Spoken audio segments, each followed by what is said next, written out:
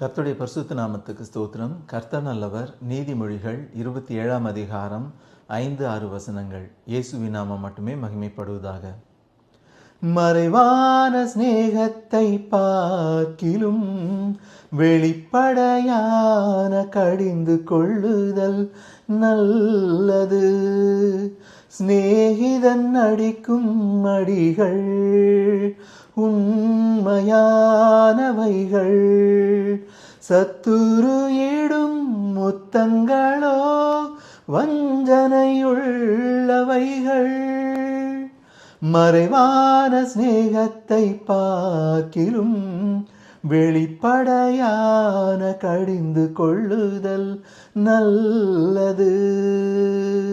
சிநேகிதன் அடிக்கும் அடிகள் உண்மையானவைகள்,